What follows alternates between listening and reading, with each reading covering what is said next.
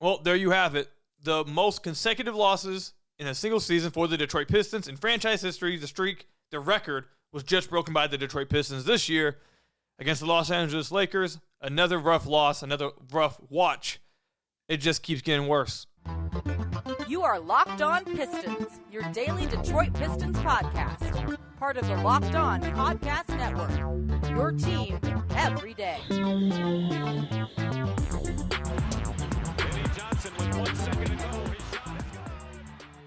What's the deal? Welcome back to another episode of the Locked On Pistons podcast. Per usual, I'm your host, Kuka Hill. You can find me over on Twitter at Kuka Hill. I want to thank you guys for making Locked On Pistons your first listen of every single day. We are free and available on all your podcast platforms. And if you haven't already, head to the YouTube channel at Locked On Pistons. Hit that subscribe button or leave us a 5-star review on whatever podcast platform you're listening to this on. That's another great way to support the podcast. And today's episode is brought to you by Gametime. Download the Gametime app, create an account, and use code LOCKEDONNBA for $20 off your first purchase. I'm recording this after the Detroit Pistons loss to the Los Angeles Lakers. It's official. The Pistons have now broken their consecutive loss franchise record in a single season. Now, there is another point where they lost, I believe it was 28 games in a row, but that was through 2 seasons. It was like the end of one season to start the next one. I believe it was. But in a single season, they just broke their record, 15 straight. The Pistons have been around for 70-plus years. They've never lost this many games in a row. This game against the Los Angeles Lakers, they lost by 26. They were down by as much as, I believe, 33 in this game. Largest lead was 33. Look, man, it's really rough right now for everyone involved. And I know we've gotten some reports from the beat writers. They wrote some articles saying, last week that there is no pressure on the front office to change anything. The ownership isn't putting no pressure on anything. We talked about Mark Stein writing about that as well on last podcast. I have to assume that this changes after this loss. The Pistons just set the record for most losses in a row in a single season for their franchise in a horrific game. And in this game, Cade Cunningham shot 6 of 15 from the floor, was a minus 33 in 23 minutes. Jaden Ivey played 18 minutes and fouled out of the game. Played 18 minutes and had 6 fouls. Fouled out in 18 minutes. If those two guys are your building blocks, you have to go make a move. You have to make major changes soon, or you will be setting them up for failure, and you will break them. You will break them. Now, if you don't believe that they're your building blocks, then do something, make a change or make a decision based on that then. But what you cannot do after breaking the franchise losing streak, what you cannot do is continue to trot out this same roster every night, to continue to trot out this same lineup, the same everything. You cannot continue to trot this out and act like everything's okay, and act like things are going to get better, and act like this is part of the plan. It might be a part of the sick plan. Who knows? Maybe it is a part of the sick plan, but it shouldn't be. This is not like another bad team where, like the bad teams we've watched in the past for the Pistons the last 3 years, where they're bad, but you can clearly see that they're trying to develop guys. They're trying to give guys minutes. You're seeing like what they're trying to do here. They're tanking for a top pick in the, whatever draft. You can see like what they're doing. In year 4 of the rebuild, what's happening right now is hurting everybody involved. It's hurting Cade. It's hurting Jaden Ivey. It's hurting Asar Thompson. It's hurting Jalen Duren. And you can throw whatever name you want out there on the roster. But those are the 4 main guys. But everyone on the roster is being hurt by this. By coming back out every single night, acting like things are just going to change. Because it's not going to change. Nothing's going to change unless the front office makes a move or ownership makes a move. Something has to happen. You cannot continue to run these guys back out there over and over and over again. Things need to change. Something has to happen for the betterment of everyone that's involved. After the game, Monty acknowledged, this is a tweet from Amari Sankofa II. Monty acknowledged the spacing hasn't been good for Cade and Ivy. Anytime the paint is crowded, it's going to be pretty tough for Cade and Jaden to be efficient. We have to figure out spacing and how to help these guys out. If you watch this game against the Lakers, if you want to go rewatch it, if you haven't watched it for some reason you're sick, go rewatch the game. I want you to watch how aggressive the Lakers defenders were playing at the nail and in the gaps defensively. And look at how crowded everything was on every driving. There were no driving lanes available. And that's how it is in every single game for the Detroit Pistons. Every single game. They're just sagging off and playing aggressive as hell on whoever's the primary ball handler and making their life a living hell because they don't respect anyone else on the floor. Asar Thompson, he cannot shoot, okay? He can't shoot. He has to take 3 threes tonight. He's been having to take threes because he's in a lineup and he's with the roster where he has to take them. He's playing with Jalen Duren. He's playing with Isaiah Stewart. And all 3 of those guys cannot just not shoot threes. First of all, that trio itself playing with Cade and Ivy is doomsday. It's already doomsday, okay? It's not going to work, okay? It's already, it's not good. But if none of them are going to shoot threes, then it's just it's going to be even worse than what you think. So you're essentially forcing him to act as a spacer because you can't have 3 guys out there that aren't willing to shoot. So Stu's having to shoot and Asar's having to shoot. You're not going to ask Duren to shoot.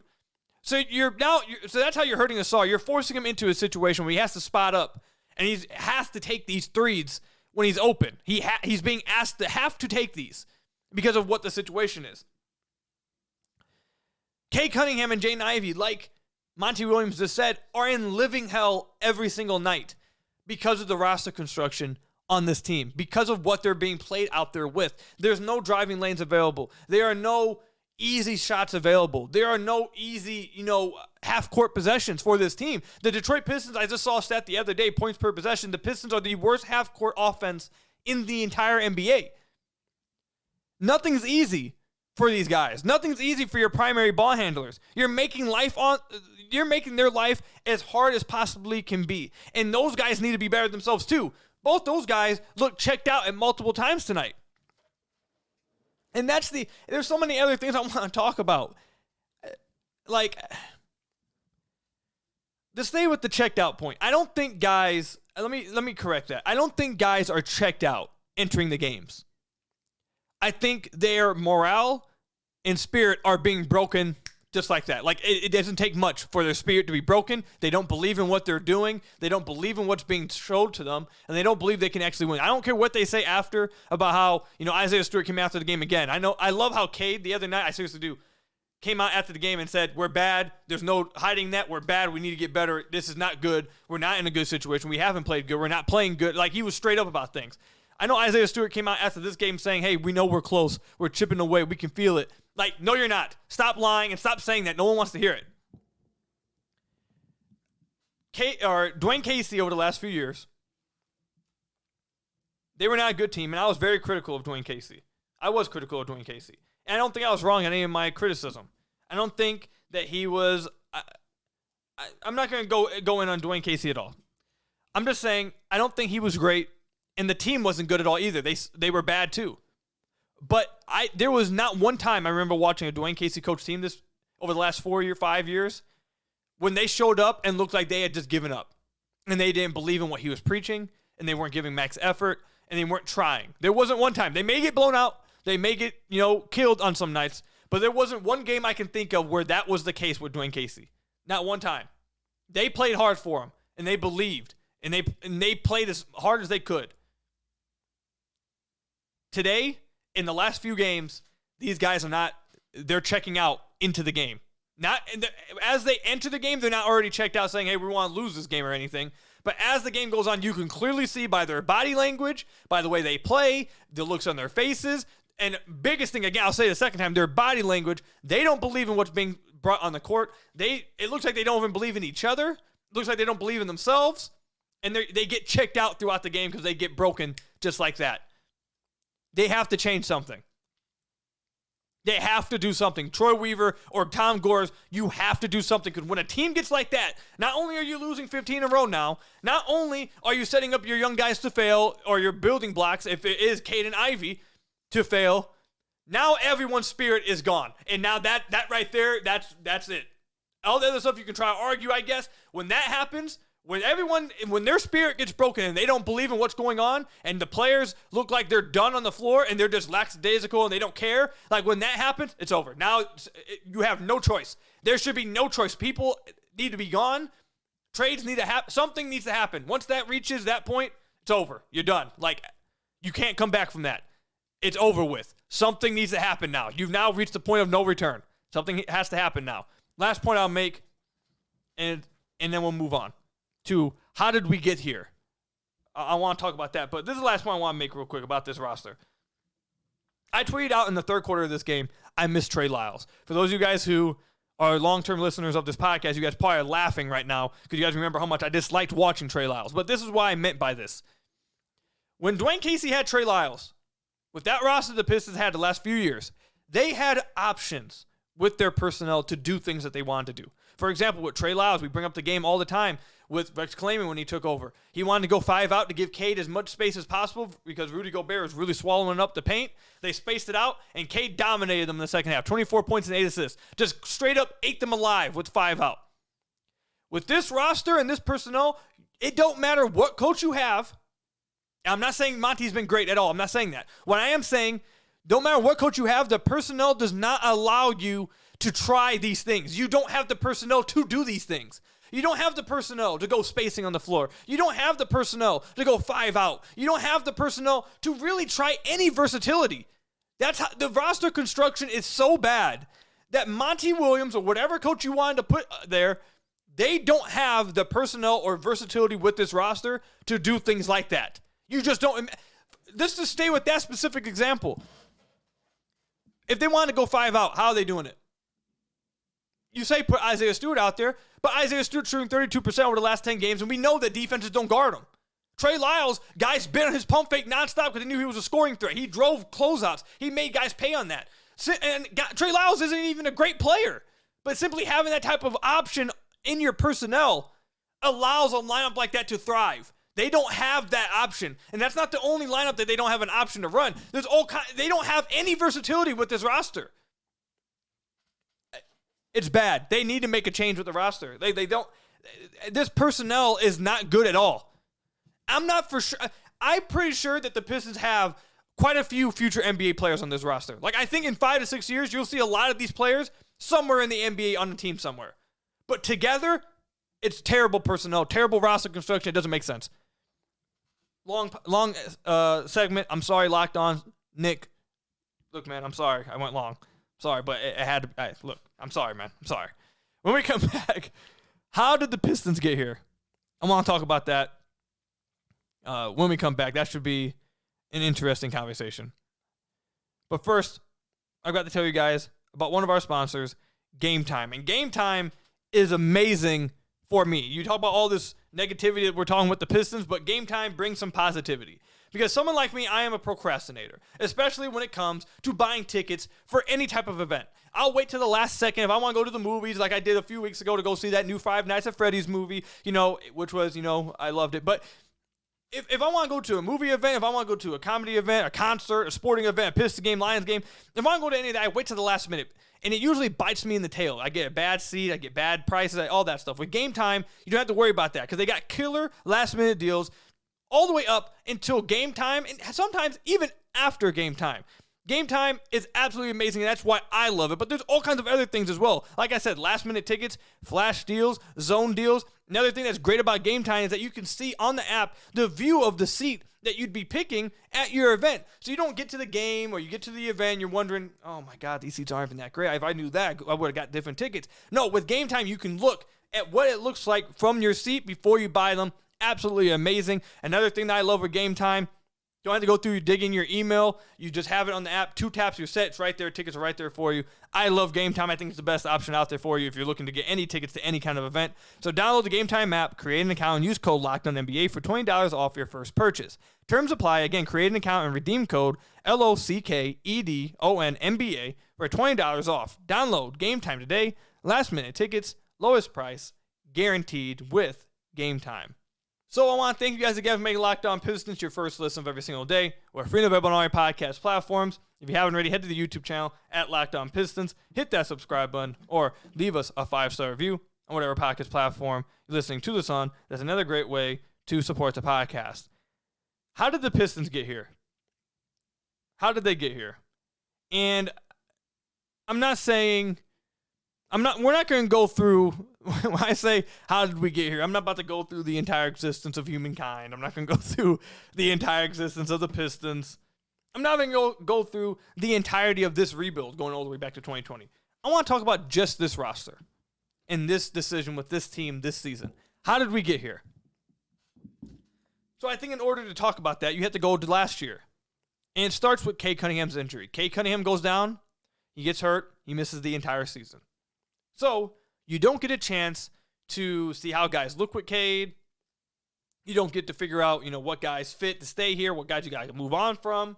So instead of making that decision this past offseason about who to move on from, Troy Weaver decided that he wanted to wait again for this year to see how they looked with Cade. That decision then resulted in not being aggressive at all in the offseason. The Pistons entered the offseason with, I believe, either the second or third most cap space in the NBA this past offseason. And while the free agency class did not have superstars in there, they very clearly had productive NBA players. Example I'm going to continue to point out. Let's go ahead and look over at the Houston Rockets. Dylan Brooks is not a superstar. Fred VanVleet is not a superstar. Kelly Oubre for the Philadelphia 76ers playing extremely well. Not a superstar. But these guys are productive NBA players who have helped, in Oubre's example, helped the Sixers survive and look fantastic without Harden. And in the Rockets' case, take the Rockets from where the Pistons are right now to the next level of looking like a playoff team in the Western Conference. Helped Alperen Sengun look like an all-star, look like a franchise player. Helped Jalen Green develop. Helped Jabari Smith develop.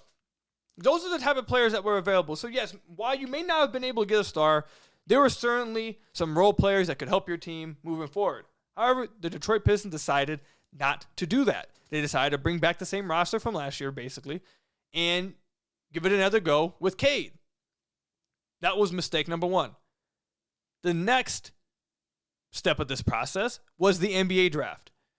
Troy Weaver decided, a decision I agree with in and of itself, but Troy Weaver decided to draft Ausar Thompson, a guy who I think everyone agrees with in the Pistons community and in the NBA community, looks like a fantastic rookie, has been one of the best defenders in the NBA, has an unlimitless ceiling, and in 5 to 6 years, who knows what he's going to look like.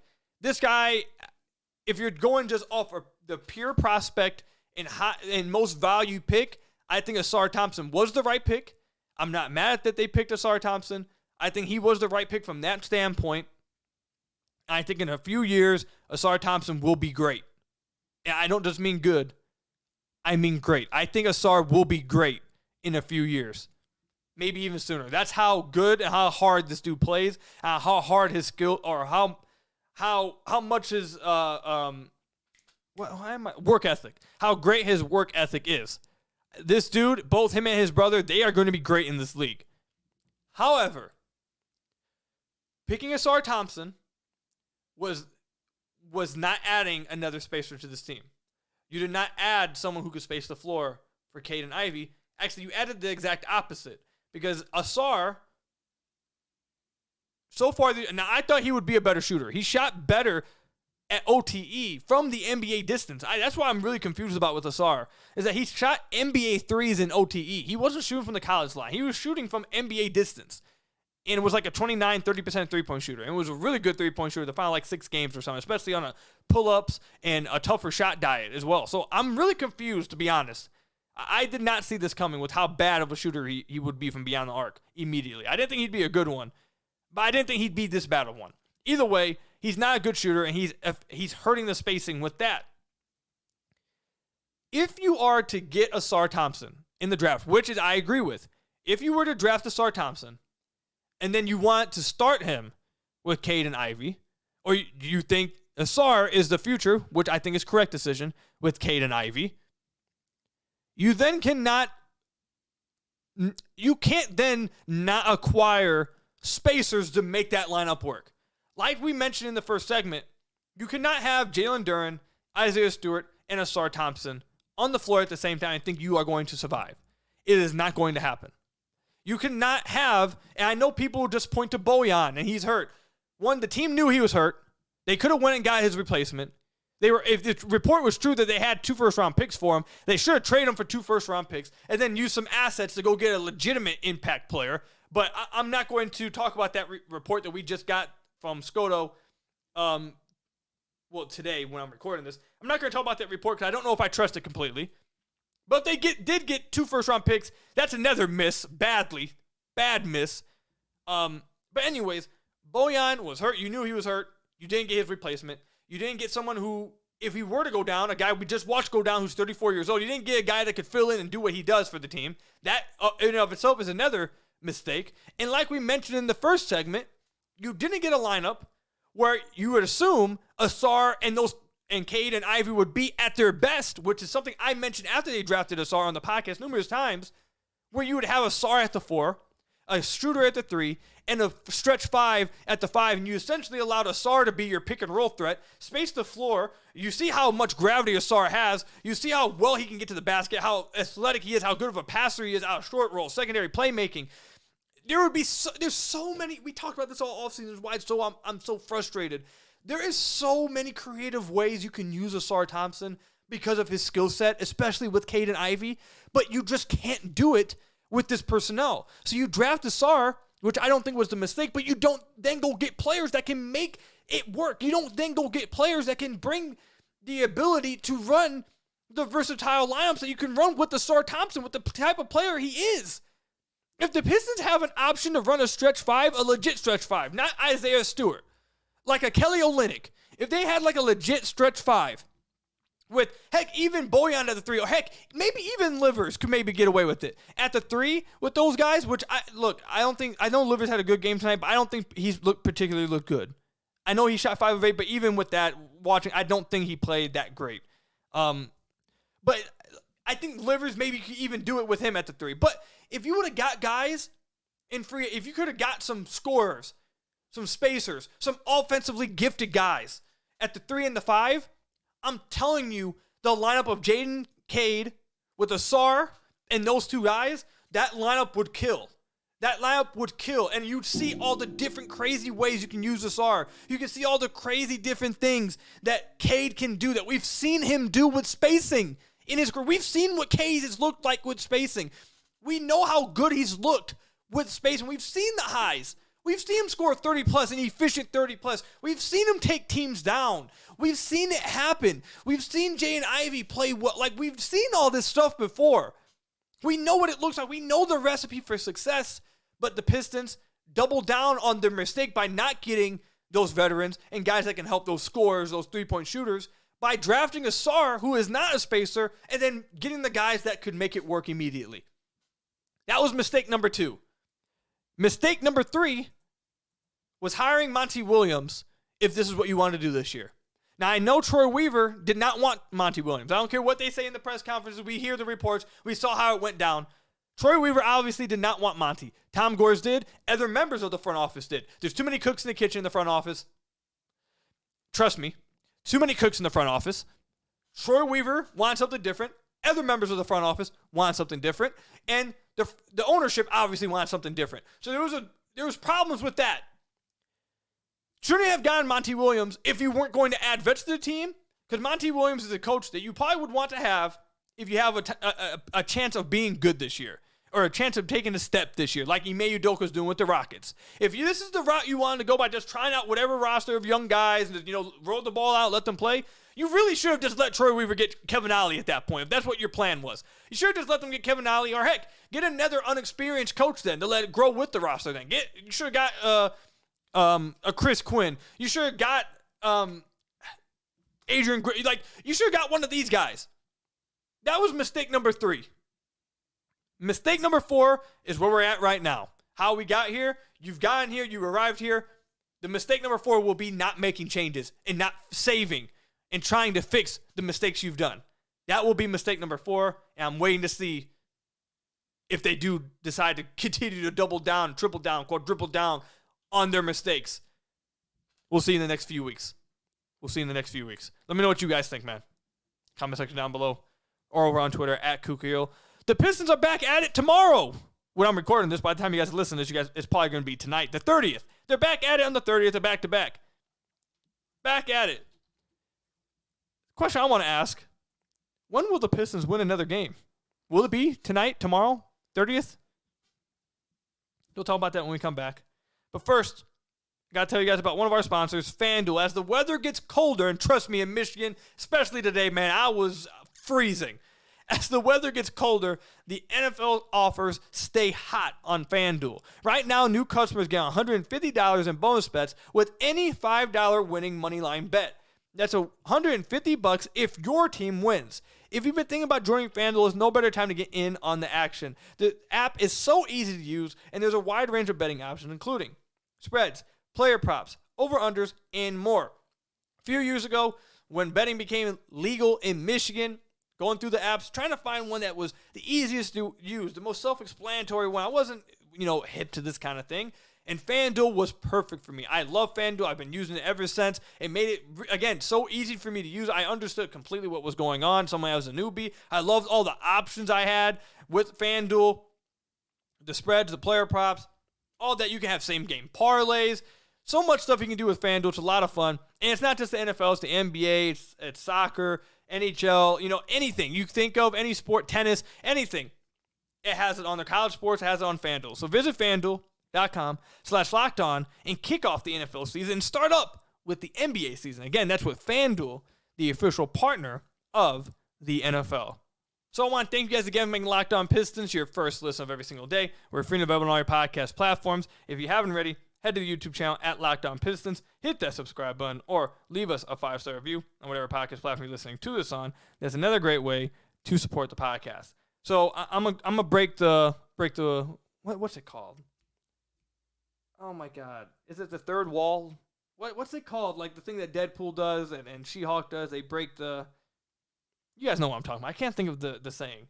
I'm gonna talk to my guy, our channel manager Nick here. Nick, I'm absolutely sorry about how this podcast is running a little longer.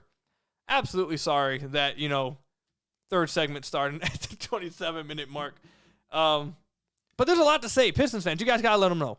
There's a lot that we got to talk about. There's a lot of things going on. It's really bad here, man. It's a lot of rough stuff going on, man. So, I need just a little bit more time. I need a little bit more grace. I think my listeners agree. I think you guys understand. I'm just joking. Nick's amazing. Locked On is absolutely amazing. I'm just joking around with him. So the Pistons are back at it immediately. Another back-to-back. Something that we talked about before this season. I told you guys the back-to-backs were going to kill them. Their schedule was spelling for a really bad season, and people didn't want to hear it. But here we are, and you're seeing it kill them. They played the New York Knicks. The New York Knicks in New York, a team that has destroyed the Pistons, and Julius Randle destroys the Pistons every time they go against them. So tomorrow's a loss, basically is what I'm saying to you. It's a loss. They have lost to the New York Knicks. Number 16 on the way. My question for you guys is this. I want everyone to go in the comment section down below or tweet at me and tell me, when will the Pistons win their next game? When will it happen? Let's go through the next few games. New York Knicks, the Cleveland Cavaliers, the Memphis Grizzlies, the Magic, Pacers, Sixers, Bucks, Hawks, Jazz, Nets, Celtics, Raptors, Rockets, Jazz, Warriors, Nuggets, Kings, Spurs, January 10th, 2024, a new year, a new Pistons. So if you wanted my expectations and my guess, my best guess, I say they have two chances. Wednesday, December 6th against the Grizzlies at home. The Grizzlies aren't that good. They do have much better players than the Pistons, but the Grizzlies aren't that good either. So there is a potential chance. I wouldn't bet that they would, but I think that's a chance. And then 2024, January 10th, against Wemby and the Spurs. The Spurs are really bad too, but I think Wemby's probably better than everyone on the team right now for the Pistons at this point. So that may be not even an easy one. Point is, I know a few weeks ago we said 20 games was in play. Yeah, I'm not joking. I know that was kind of like we laughed a little bit, like we all laughed together. We all ha ha ha, funny stuff. I think 20 games might actually happen. And I think it's probably likely to happen. I think it probably is likely. And at this point, I'm not going to lie to you guys. There ain't much to hope for with wins or play-in or anything like that. You can call me sick. You can call me a sick individual. But there is a part of me that low-key wants to see how bad they can get this. But part of me really does want to see just how far they can push this record. How many more games can they lose in a row? Part of me wants to know, can they get to the 28-game NBA streak? Can they reach that? Can they break that record? I think it's possible, man. I'm not going to lie to you. I think it's honestly possible. It's sad that that's what we're watching. I might put a ticker on the podcast now. We might have a ticker that how many games is the NBA record, and then when they break it, we might I might bring in what are they, confetti, balloons. We might have a little party on the. Actually, you know what? When the Pistons break their losing streak, we will have a podcast. We will have a party podcast. We will come on here. I will have balloons. I will be in a funny outfit. We will celebrate on this podcast. I'm telling you right now. Book it. Write it down. It will happen. But yeah, that's all I've got for you guys, man. That's all I've got for you. I hope you guys are doing well out there, though. Watch some fun basketball. There's some fun basketball across the league. Don't suffer by just watching the Pistons. That's all I've got for you guys, man. Hit that subscribe button to the YouTube channel. Leave us a 5-star review, whatever podcast platform you're listening to this on. I'll see you guys in the next one. Again, stay safe out there. Drive safe, especially here in Michigan with this cold weather and icy roads. Stay safe out there. Till next time, I'll see you guys later. Peace out.